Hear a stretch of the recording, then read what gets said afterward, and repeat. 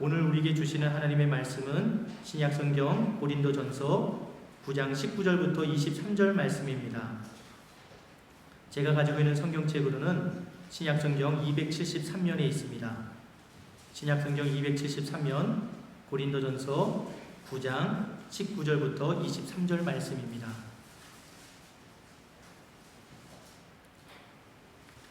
제가 봉독하겠습니다. 내가 모든 사람에게서 자유로우나 스스로 모든 사람에게 종이 된 것은 더 많은 사람을 얻고자 함이라.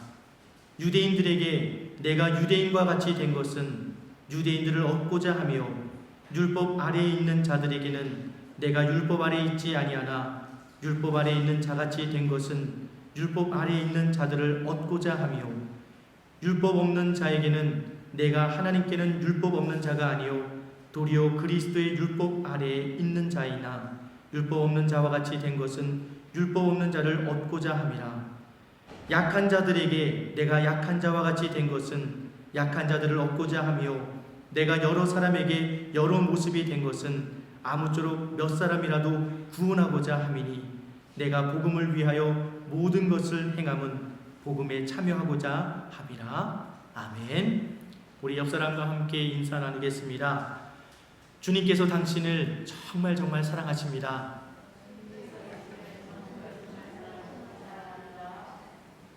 아주 오래전에 옛날에 어떤 땅에 동물나라와 하늘을 나는 새 나라 사이에 전쟁이 있었습니다.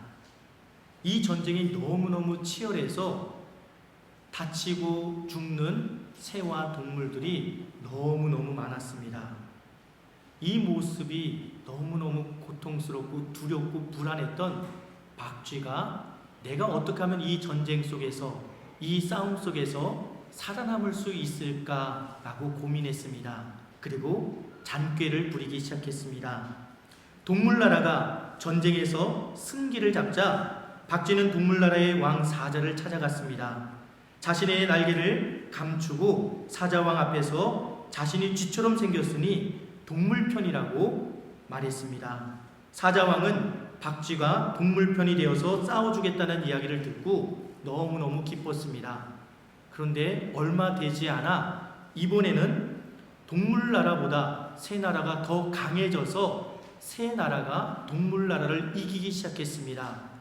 여러 동물이 죽고 다치니까 박쥐가 이러다가는 나까지 죽겠구나라는 불안감 속에 그 날개를 활짝 펴고 하늘을 날아 새 나라의 독수리 왕을 찾아갑니다.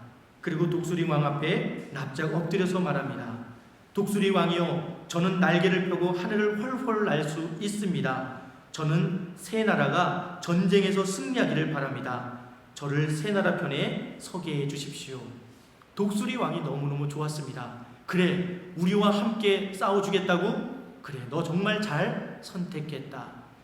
그런데 이 싸움이 거기서 끝나지 않았습니다. 몇 개월 또 거의 몇 년이 계속되면서 수많은 동물들, 수많은 새들이 죽었습니다. 그런데 어떨 때는 동물나라가 또 어떤 때는 새나라가 이겼습니다. 박쥐는 그 순간마다 내가 살아남을 수 있는 방법, 동물나라 편에 섰다가 새나라 편에 섰다가 또 새나라 편에 섰다가 동물나라 편에 섰다가 왔다 갔다 자신의 그런 살 길을 찾아 나갔습니다. 그리고 어느 순간 전쟁이 끝났습니다. 더 이상 죽고 다치는 동물들, 새들이 없기를 두 나라의 왕이 바랬습니다. 화친 조약을 맺었습니다. 화목하기로 약속했습니다. 그런데 이렇게 화목하기로 약속하고 나니까 누가 머릿속에 떠올랐냐면 박쥐가 머릿속에 떠올랐습니다. 아니, 너 박쥐, 이편 저편 왔다 갔다 하면서 이 전쟁 속에서 우리를 더 곤란하게 만들고 전쟁을 더 치열하게 만들었지? 더 이상 너는 보고 싶지 않다. 우리 눈앞에서 사라져라! 라고 두 왕이 명령을 내렸습니다. 박쥐는 어쩔 수 없이 그 자리에서 떠나 아무도 자기를 찾을 수 없는 동굴로 들어갔습니다. 어두컴컴한 동굴에 있다가 해가 진 다음에 온 세상에 어둠이 찾아오면 박쥐가 날아와서 다른 동물들, 새들 눈에 띄지 않게 먹이를 찾아 먹고 그렇게 살아갔다는 이야기가 있습니다. 이 이야기는 이솝 우화입니다. 고린도 교회 안에 여러 가지 문제가 있고 갈등이 있고 그리고 분쟁이 있었습니다. 그리고 이 분쟁 중에 고린도 교회 성도들 가운데 몇 사람이 사도 바울을 박쥐 같은 사람이 아닌가라고 여겼습니다.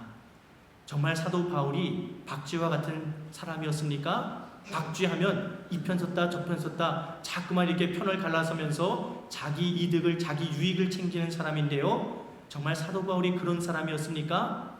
사도 바울은 고린도 교회가 가지고 있는 여러 가지 문제, 특별히 고린도전서 1장 11절 12절 말씀을 보면 이런 문제를 다루고 있습니다. 내 형제들아, 글로에의 지편으로 너희에 대한 말이 내게 들리니 곧 너희 가운데 분쟁이 있다는 것이라. 내가 이것을 말하거니와 너희가 각각 이르되 나는 바울에게, 나는 아볼로에게, 나는 게바에게, 나는 그리스도에게 속한 자라 한다는 것이니. 고린도 교회 안에는 음행의 문제도 있었습니다. 또 다른 여러 가지 많은 문제들이 있었지만 저는 오늘 이 분당을 짓고 분쟁하는 이 고린도 교회 문제에 대해서 좀 함께 나눠보기를 원합니다. 사도 바울 역시 이 문제를 정말 심각하게 여겼습니다. 나는 게바파야, 나는 아볼로파야, 나는 그리스도 예수파야 라고 서로 파와 당을 지어가면서 다퉜습니다. 누구의 믿음이 더 좋느냐, 누가 말하는 것이 진리냐라고 주장하면서 상대방을 내리깎고 비하하고 폄하하고 비판하고 그리고 욕해댔습니다. 이런 모습을 보면서 사도 바울은 너무너무 가슴이 아팠습니다. 그리고 이 문제, 교회의 문제를 해결하기 원했습니다. 교회가 화목하기를 바랬습니다. 사도 바울은 이 교회의 문제를 해결하기 위해서 한 가지 방법을 선택하고 있는데요. 그 방법이 무엇이었습니까? 사도 바울은 교회의 문제를 해결하기 위한 방법으로 자기가 가진 권위를 내세우지 않았습니다. 내가 부활하신 예수 그리스도를 만난 사도인데 너희들 내 말 따르지 않겠어? 내 말 따르지 않을 거야? 라고 권위를 내세우지 않았습니다. 내가 너희들보다 믿음 생활을 더 오래 했는데 내가 율법에 대해서 너희보다 더 능통한 자인데 감히 내 앞에서 믿음을 운운하고 이것이 옳다 저것이 옳다 말하는 거야? 사도 바울은 그렇게 자신을 내세우지 않았습니다. 오히려 내가 가진 권한, 내가 가진 권위, 내가 누릴 수 있는 그 자유함을 다 내려놓고 포기하고 그들에게 다가서고 있습니다. 사도 바울은 그것을 구체적으로 세 가지로 표현하고 있습니다. 내가 모든 사람에게 종이 되었다라고 고백합니다. 19절 말씀 같이 한번 읽어볼까요? 19절 말씀입니다. 함께 읽겠습니다. 내가 모든 사람에게 자유로우나 스스로 모든 사람에게 종이 된 것은 더 많은 사람을 얻고자 함이라. 나는 자유인이다. 그렇지만 이 자유함을 포기하고 종이 되었다라고 사도 바울은 말합니다.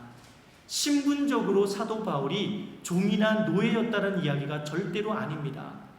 사도 바울이 말하는 자유함은 내가 이전에 누구보다도 율법을 철저하게 지키고 또 해석하고 가르치는 자였는데 근데 그 당시에는 내가 그 율법이 짐이 되어 율법의 노예와 종이 되어서 살아갔는데 예수 그리스도, 부활하신 예수 그리스도를 만나는 순간 내가 그 율법의 노예, 종의 신분에서 그 해방되어 구원받아 참된 자유함을 얻게 된 자유인이다라고 말하고 있습니다. 하지만 예수 그리스도로 얻은 구원, 그 자유함을 내 유익과 내 편안함과 내 즐거움을 위해서 사용하지 않고 내가 누군가보다 더 돋보이기 위해서 사용하지 않았다라고 사도 바울은 이야기합니다. 오히려 더 많은 사람을 얻고자 내가 자유인이지만 모든 사람의 종이 되었다라고 고백합니다. 사도 바울이 또 이야기합니다.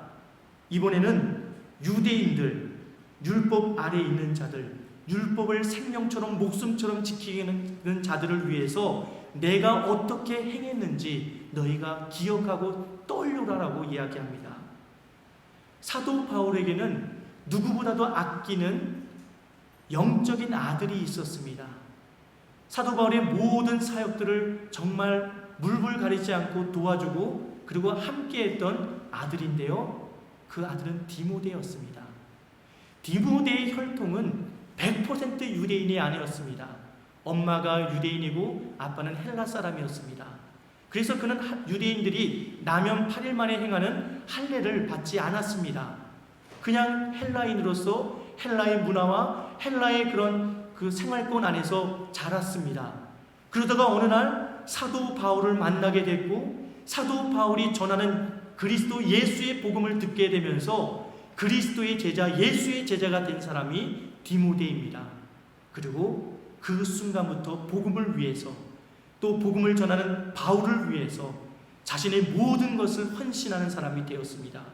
그런데 어떤 일이 벌어졌냐면요, 디아스포라 유대인들, 각 나라의 이방 나라이지만 유대인들이 5명 이상 모여있는 곳에서는 회당을 짓고 그들이 모여서 율법을 듣고 또 종교적인 의식을 치릅니다.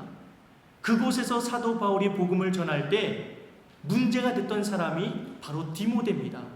아니, 이방인을 어떻게 데리고 올 수가 있어? 이방인이 어떻게 구원받을 수 있어? 라고 말하자 사도 바울은 그 율법의 짐에서, 율법의 굴레에서 헤어나오지 못하는 이들을 위해서 할례 받지 않아도 되지만 디모데에게 할례를 권면하고 할례를 행하고 있습니다. 왜요? 유대인들을 위해서, 율법 아래 있는 자들을 구원하고 믿음으로 바로 세우기 위해서 그런 선택을 하고 있습니다. 세 번째는 율법 없는 자들, 약한 자들을 위해서 내가 그들과 같이 되었다. 율법 아래, 율법 없는 자처럼, 그리고 약한 자처럼 되었다라고 사도 바울은 이야기합니다. 누구를 가리킵니까? 헬라 문화권에 있었던 이방인들, 유대교인이 아닌 사람들, 그들을 위해서 내가 약한 자가 되었고, 그리고 그들을 위해서 내가 율법이 없는 자처럼 되었다라고 말합니다. 사도 바울은 율법에 대해서 누구보다도 잘 아는 사람이었습니다. 누구보다도 철저하게 지키는 사람이었습니다. 그런데 이방 나라에 가서 복음을 전하다 보니까 그 이방 나라 가운데 예수님의 복음을 받아들이고 그리고 주님 앞에 돌아온 유대인 그리스도인들이 있었고요, 또 외국 사람 이방인이었지만 복음을 듣고 주님 앞에 들어온 헬라인 유대인, 헬라인 그리스도인들이 있었습니다. 근데 이들이 교회 안에서 끊임없이 갈등이 있었습니다. 무슨 문제요? 할례 문제, 율법을 지키는 문제 때문에 그렇습니다. 이 유대인 그리스도인 가운데서는 믿음에 대해서 누가 보더라도 뛰어나고 깊고 뜨거운 사람들도 있었습니다. 예수 그리스도께서 주신 참된 자유, 구원이 무엇인지에 대해서도 알았습니다. 당시에는 밥상에 오르는, 식탁에 오르는 대부분의 음식들이 우상에게 바쳐졌던 음식들이 내 식탁 위에 시장에서 판매되고 그 시장에서 사온 음식들은 대부분 다 우상에게 바쳐졌던 음식이었습니다. 예수 그리스도를 온전히 믿고 참된 자유의 의미 아는 사람들은 제사상에 올라갔던 음식, 우상에게 바쳐졌던 음식을 먹는 것에 대해서도 자유했습니다. 거리낌이 없었습니다. 그런데 이제 막 신앙생활을 시작하는 사람, 우상을 심하게 믿고 따랐던 사람이 예수 그리스도를 믿고 이제 믿음 생활을 시작하는데 이 우상에게 바쳐졌던 음식을 먹는 것이 먹어야 되나 말아야 되나 거리낌이 생기는 겁니다. 두려운 겁니다. 불안한 겁니다. 이거 먹어도 되는지. 그런데 믿음이 좀 있다는 사람들, 강한 사람들이 뭐라고 얘기하냐면 먹어 괜찮아. 주님 그거 상관하지 않아. 주님은 그런 분이셔. 신앙이 믿음이 확고한 다음에 이것을 먹어도 되는지 말아야 되는지 알고 깨닫고 먹는 것과 전혀 그것의 의미를 알지 못하고 먹는 것과는 정말 천지 차이입니다.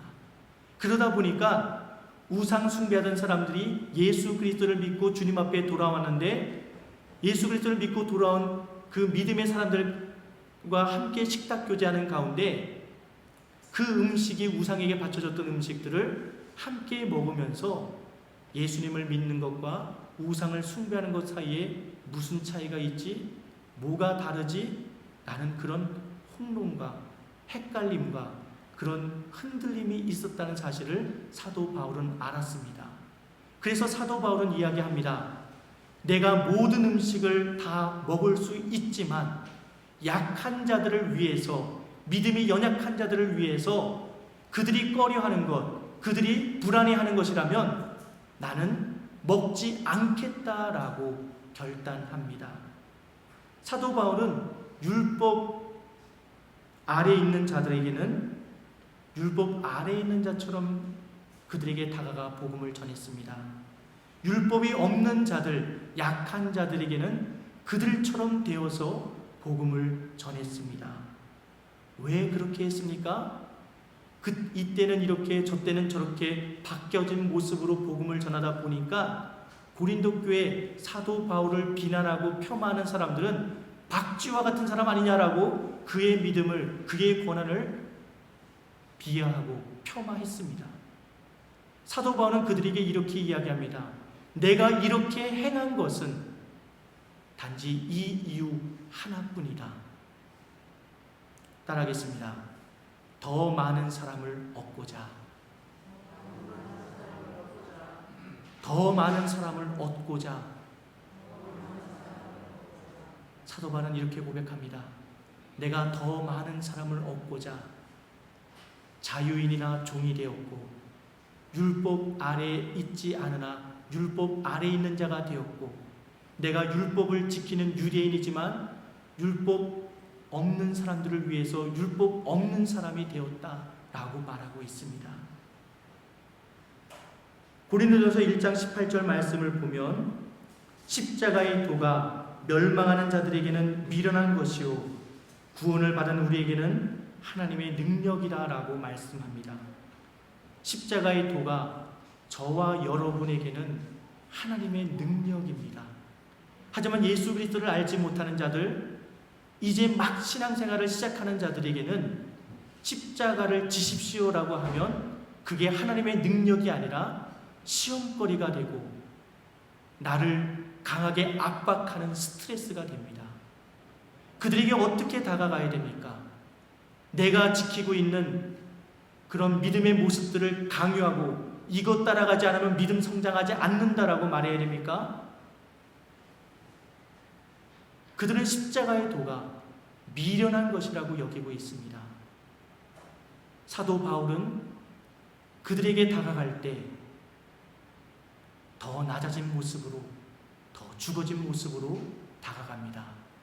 마치 아무것도 모르고 예수님을 오해해서 십자가에 못 박아 죽인 우리들을 구원하기 위해서 끝까지 충성하시고 죽기까지 사랑하셨던 예수님처럼 그렇게 그들 앞에 죽어진 모습으로 자신을 낮춘 모습으로 내 모든 권한과 권위를 포기한 모습으로 다가가고 있습니다.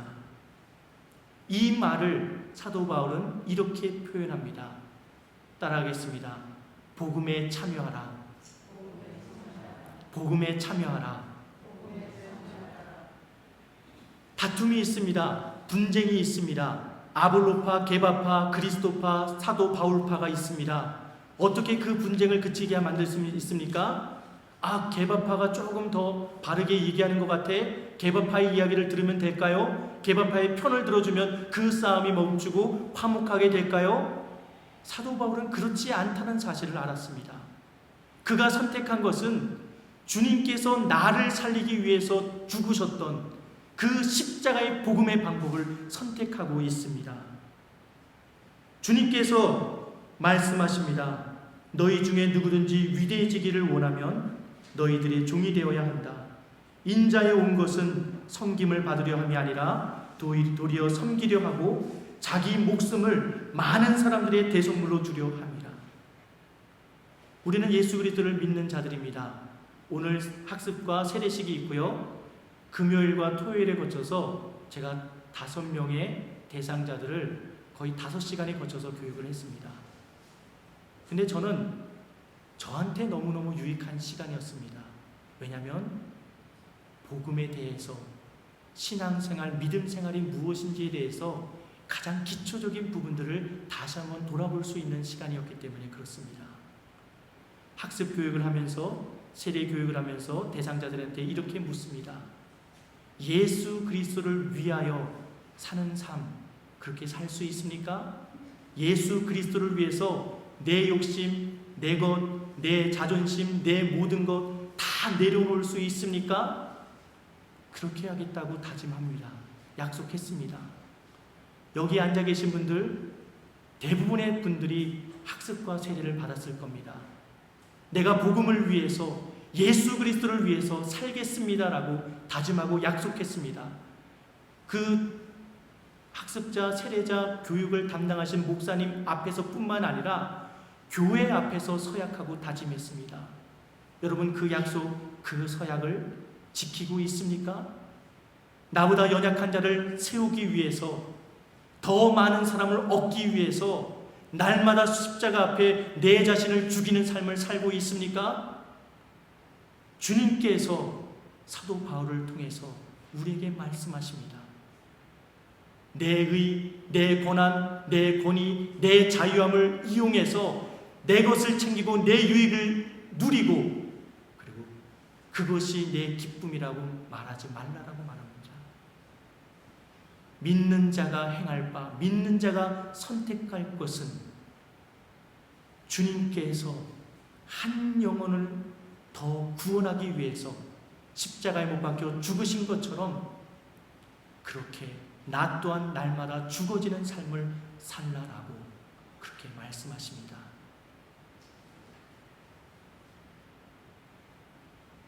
저에게 두 아들이 있습니다. 모두가 다 아는 사실이죠. 둘째가 태어나기 전에 첫째를 위해서 많은 분들이 장난감도 주시고 저 역시도 아빠로서 사주기도 하고, 그래서 지금 대부분의 장난감은 큰 아이 소유로 되어 있습니다. 작은 아이가 소유권을 주장을 못합니다. 근데 작은 아이가 어느 순간 소유권을 주장하기 시작합니다. 나도 갖고 싶다라고 말은 못하지만 행동으로 표출을 합니다. 트럭 하나가 있었습니다. 큰아이가 그것을 독점하고 갖고 노는데 그것을 정말 슬픈 눈빛으로 갖지 못해서, 소유하지 못해서 바라보는 둘째 아들의 모습을 보면서 참 마음이 그냥 또 하나 사주면 되지, 그런 마음이 처음에 생겼습니다. 그런데 가만 생각해 보니까 장난감을 똑같은 것을 두 개를 사주면 싸울 일은 없겠지만 이것 말고도 싸울 일들이 더 많더라고요. 그때마다 똑같이 너도 이것 갖고 너도 이것 갖고 할 수 있는 것이 바른 선택, 바른 교육의 방법인가? 저는 그렇게 생각하지 않았습니다. 오히려 한 개인이 장난감을 가지고 형제가 우애 있게 서로 양보하고 서로 재밌게 놀 수 있는 방법을 가르쳐 줘야지, 그렇게까지만 생각해 봤습니다. 혹시 그 방법을 아시는 분은 저한테 알려주십시오. 하지만 우리가 살아가면서 직장 안에서, 가정 안에서, 교회 안에서 나와 다른 여러 가지 모습들을 통해서 갈등도, 분쟁도, 다툼도 있을 수 있습니다. 하지만 그 속에서 저는 각자의 길을 선택하자, 나가자라는 방법이 아니라 그 순간에 얼굴이 붉어질지라도 그 순간을 통해서 예수 그리스도께서 우리에게 원하셨던 복음의 방법, 십자가의 방법이 무엇인지에 대해서 같이 나누고 그 십자가의 길, 복음의 길을 선택할 수 있는 저와 여러분 되기를 주님의 이름으로 축원합니다. 기도하겠습니다. 살아계신 아버지 하나님, 참 감사합니다. 세상 사람들도 역지사지라는 사자성어를 통해서 다른 사람의 입장이 되어서 생각해보고 다른 사람의 마음을 읽고 바른 선택을 하라고 말을 하고 있습니다. 우리는 예수 그리스도를 믿는 자입니다. 그리고 예수 그리스도께서 정말 구제불능이었던 나를 위해서 십자가에 못 박혀 죽으시고 죽기까지 충성하심으로 나를 살리시고 나를 구원하셨습니다. 그리고 그 사랑, 그 복음을, 그 은혜를 따라 살라라고 우리에게 말씀하십니다. 누군가로 인해서 내 마음에 어려움이 찾아왔을 때, 어떤 일로 인해서 너무나도 극심한 스트레스를 느낄 때 예수 그리스도의 십자가를 떠올릴 수 있도록 도와주시고, 내 색깔, 내 방식, 나의 것을 주장하고 강요하는 것이 아니라 내가 그 앞에 죽고 낮아지고 섬길 수 있는 모습으로 오직 예수 그리스도만을 보여주고 증거할 수 있도록 도와주시옵소서. 모든 것을 주님 앞에 맡깁니다. 존귀하신 예수님의 이름으로 기도합니다. 아멘. 이 시간에는 성례식을 진행하도록 하겠습니다. 우리 장로님 앞으로 나오셔서 잠시만요. 학습 먼저 진행하겠습니다. 학습 먼저 진행할 텐데요. 학습자 지금 앞에 나와 있습니다. 우리 자리에서 잠깐 좀 일어나 주시기 부탁드립니다. 학습 대상자 정하은 학생, 그리고 신석영 우리 성도님, 잠시에서 자리에서 일어나 주십시오.